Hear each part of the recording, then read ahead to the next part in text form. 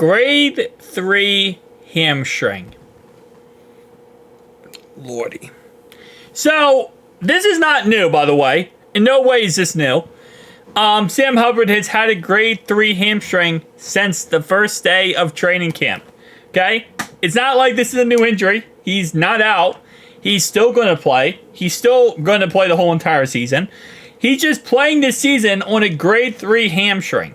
Little side note there. I know we talked about this a couple weeks ago, but anyone who is new, this is what he has.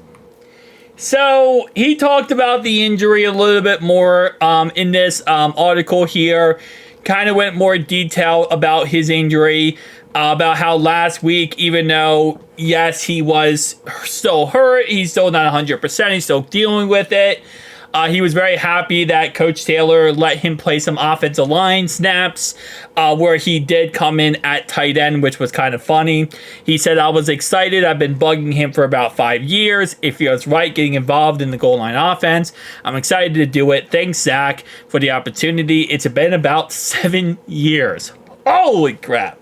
Yeah, he's been wanting to be involved in offensive line snaps for 5 years, he said. Been bugging him for 5 years.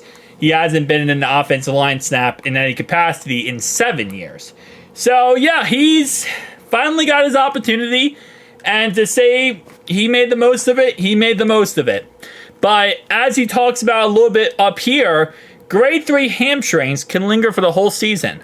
But with the physical therapist, who he says is a legend, he's getting me through. I am feeling better and stronger each week. I think my play reflects it. The film reflects it, so it's good to have that coming along. And to be honest, I mean, he's not looking amazing in his play. I'll be honest with you. I'm just going to be brutally honest. He definitely struggles a little bit in his play, but I will agree, each week he does look better. Each week he does look a little bit... He looks like he's playing at a higher level, which is really all we can ask at this point. We have 8 sacks on the season. 5 of them are one player. 5 of them are Trey Hendrickson. That's a problem. That's a huge problem. And I've said this many times, I don't even think if Sam Hubbard 100%, he's not the guy who's going to go out there and get crazy amount of sacks, okay? He just isn't. He isn't a Trey Hendrickson. And I will still say right now, with Micah Parsons coming back from injury, I think there is a scenario where we trade 2 first-round picks and we go get Micah Parsons. We trade 2 first-round picks and we go get Mad Max Crosby. There's a situation out there where we could make this work. And I love Sam, I do, but think about it like this. If we go get Micah Parsons or Mad Max Crosby, maybe that means he can play less snaps on defense and more goal line snaps on offense, right? Everyone's happy. Everyone wins. Trey's not the only one who has to get all the pressures for his team. And on the other side, you know, our mans here can be happy. So there are scenarios, again, where I think everyone could win in the end here. But we're going to have to wait and see how this all shapes out. Again, I'm excited to see the rest of the season, how the rest of the season goes. But, man, it is interesting. Now, he does say right here, or not right here, he says somewhere in this article, how he got hurt early on in training camp. But he didn't want to tell anyone. He said it was pretty tough, unfortunately, to happen early in training camp. I didn't want to talk about it. We were down many offensive linemen at the time. I was just playing through it. Man had a grade 3 hamstring, okay?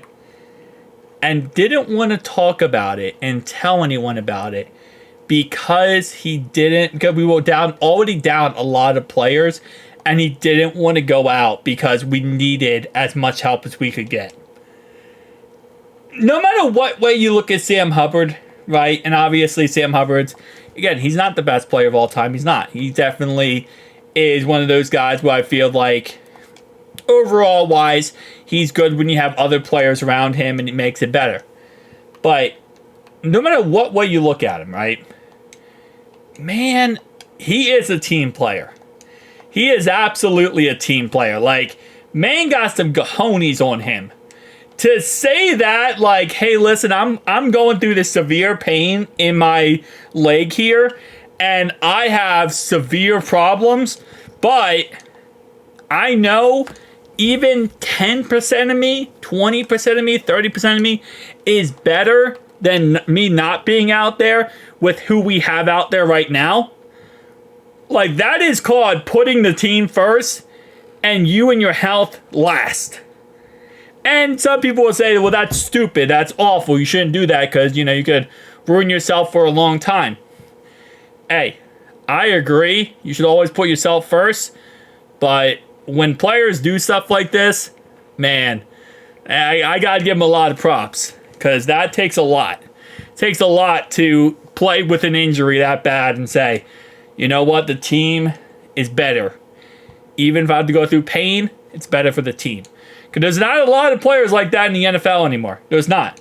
A lot of players, the smallest injury, smallest problem, they're off. They're out of the field. They can't play because they don't want to, again, either deal with the pain or they don't want to have problems down the line. Which, again, I'm not going against any player and saying, like, that's a bad thing. At the end of the day, you know, you protect yourself. You do what's smart for yourself. That's just how it is.